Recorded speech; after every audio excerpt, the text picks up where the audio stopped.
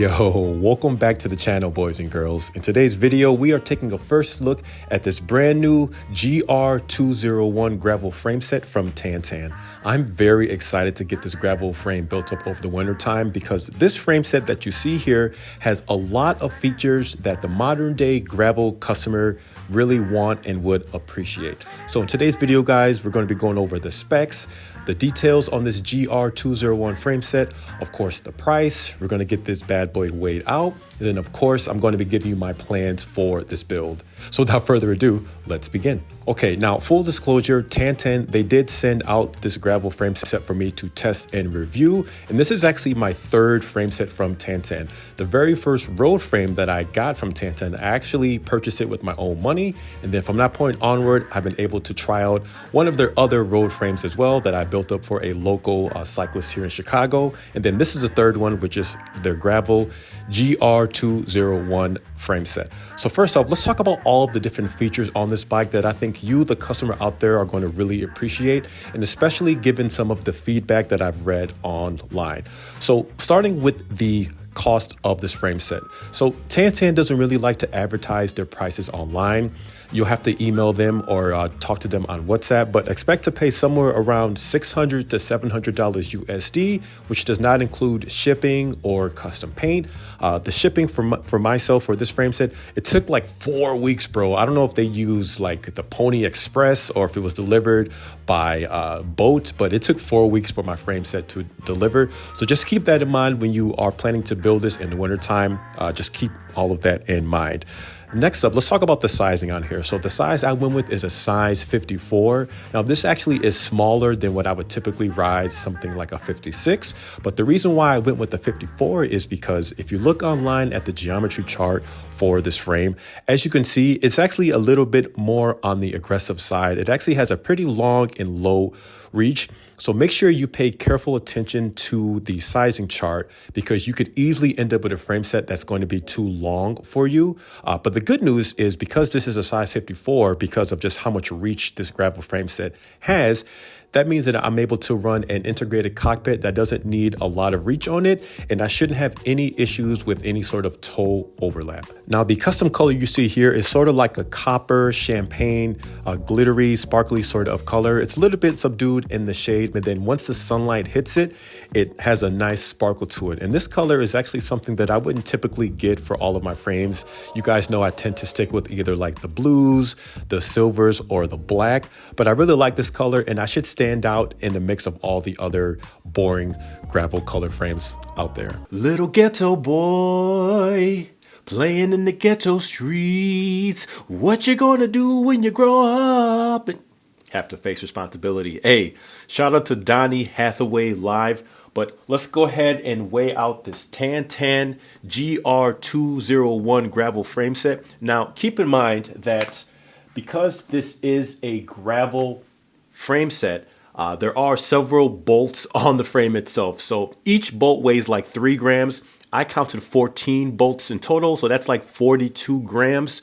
And then the fork has 6 bolts, so that's like 18 grams. So basically there's like 60 grams total in just bolts. And I am keeping the front derailleur hanger on because I'm still not sure whether or not I'm gonna run 1x or 2x. All right, so I tried doing this about 10 times before I measure this. So there we go. All right, so for a size 54 in this frame, we have 1,338 grams for just the frame itself. Not exactly the lightest frame on earth. And then for the fork, with all 6 bolts included, the uncut fork is 460 grams. For the carbon seat posts, which of course the saddle rail clamps included, 168 grams. Hey, finally something light. And finally, the flared gravel carbon integrated cockpit handlebars, 368 grams. So let's continue. Okay, now let's go ahead and talk about some of the key features on this frame because there are some pretty obvious ones, and it's amazing the type of features you get on a frame set at this price. So the first and foremost, as you guys can see, it has this internal storage compartment on the down tube. This is a really nice feature if you either want to have extra storage or maybe you don't want to have a saddlebag. You should be able to keep all your multi-tools, your CO2s, your air pump, extra snacks, whatever. Now, if you are a paying customer, TanTan should provide with this frame set a storage bag. I did not receive one, but it's not a big deal because I do have my own storage bags to use. But it's nice to have that storage compartment on there. And only time will tell whether or not this frame door for the storage compartment will actually rattle out on the road. But from what I've read online, that does not seem to be an issue. The second interesting point on this frame is it uses a universal derailleur hanger, UDH. This is a feature that customers have been asking for a very long time. It makes it really easy to have spares should something happen to your derailleur hanger, and it'll play nicely with some of the more modern derailleurs out there that only use UDH. So good job, TanTan, on that front. Now, moving on to another feature of this gravel frame set is it uses a traditional round carbon seat post. I believe it's 31.8. So again, should you have any issues with damaging your seat post, you shouldn't have any problems with finding a replacement carbon seat post. Some of the other features on here as well is obviously because this is a do-it-all gravel bike, it has a lot of mounting points. So of course you have your mounting points on the top tube, you have an extra bottle cage mount underneath near the bottom bracket, you have mounts for fenders on here. So yeah, you're not gonna have any problems with mounting stuff if you wanna do a multi-day bike packing trip. Again, all these things have been very well thought out by TanTan. Another feature that I appreciate on here as well is this uses the T47 bottom bracket design. I don't really like T47 for road bikes, but I definitely can appreciate it for gravel bikes, especially if you are someone that plans to either do a one-by drive chain setup, or maybe you want to do like a SRAM mullet setup where you're using a dub 29 millimeter spindle. Having T47 does play really nicely with that bottom bracket and spindle setup. So yeah, good job with TanTan on that front. And it's just crazy that you're getting all these features from a frame set costing somewhere between $600 or $700 USD. And that's one of the perks with going with a Chinese brand versus one of the Western branded counterparts. Typically with these Chinese brands, they tend to own their own factories, which means they're able to quickly pivot to the ever-evolving changes in the cycling scene, particularly with gravel.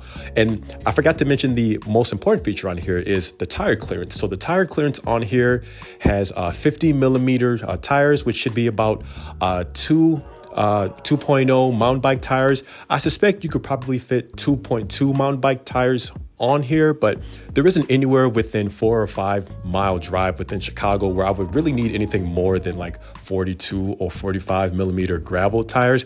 But it is nice to have that extra clearance. And so going back to what I was just previously saying is because these Chinese brands own their own factories, they're able to quickly evolve and pivot to the ever-evolving changes within the cycling community when it comes to updated tire clearance.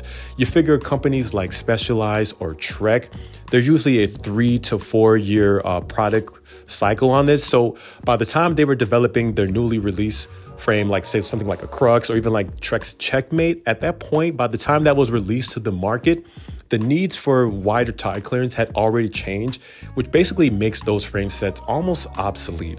So moving forward, these Western brands, they're going to have to really think about tire clearance. And so for these Chinese brands, they're able to just do it pretty easily. Now, next up, I want to talk about the included integrated handlebars from TanTan. So it has a flared setup on here. So it's about 38 millimeters at the hoods and then about 46 millimeters at the drop. So you'll have nice control. You can be nice and aero over the hoods. And then if you are descending down a gravel trail or just crappy roads in general, you'll have nice control with the wide width on the drops. And because the stem on here, it's only 110 millimeters, which is very different than what I traditionally set up for my bikes. But that's simply because the frame itself has a pretty long reach on it, which I prefer because you don't really want to be rocking some 130 or 140 millimeter stem cockpit on a gravel bike. It just can potentially be too sketchy. But again, like I said earlier on, having a longer frame itself also means that you should not have any issues with toe overlap. Now, just looking at the fit and finish on this frame, it looks pretty decent. I didn't see anything offensive in either the bottom bracket area. It could be a little bit cleaner, but it is a $600 frame. There looks to be a little bit of facing on the caliper mounting points, but only time will tell once I get this bike built up to see how easily I'll be able to align the calipers to the rotors. The head tube area looks like there was some effort made to sand down the areas for where the headset bearings goes. And overall, the paint looks pretty good. These cheaper frames tend to not have the best quality and durability when it comes to paint, but just at a quick glance visually, there isn't anything out here that looks questionable or that looks like it's going to give me any issues building up. And then last but not least, guys, let's talk about my plans for this build. So the reason why I'm keeping the front derailleur hanger on is because I don't know if I'm either going to go 1x or 2x. I have the options to do both. Group sets are just really expensive, and I do want to try out that SRAM 13 speed because that does come run with a UDH setup. But man, it's just so expensive. Maybe next year SRAM will have the trickle down effect with either with their SRAM Force or SRAM Rival levers and derailleur, rear derailleur that is, to be able to run that 13 speed. But what I'll probably end up doing is I'll probably just either going with a 1x setup. I'll just use SRAM Force road levers, and then I'll use a SRAM Force Explorer rear derailleur. I think that holds up to, what is it, like a 51 tooth cog. Let me know in the comments if it's 51 or if it's 48, I don't know. And then I'll probably just run a 46 tooth 1x crank in the front since I already have a SRAM power meter. So that pretty much does it for this video, guys. Of course, stay on the lookout in the coming months over the winter time as I get this bike built up. I still got to purchase tires. I got to get a saddle on this, and I have some absolutely killer gravel wheels that just came to my location just now that are going to go very nicely with this bike. But again, that pretty much wraps it up, guys. Once again, thank you to TanTan for sending me out this frame. Questions, comments, and concerns, please feel free to leave them down below, and I will check you guys on the next one. Thank you so much for watching. Peace.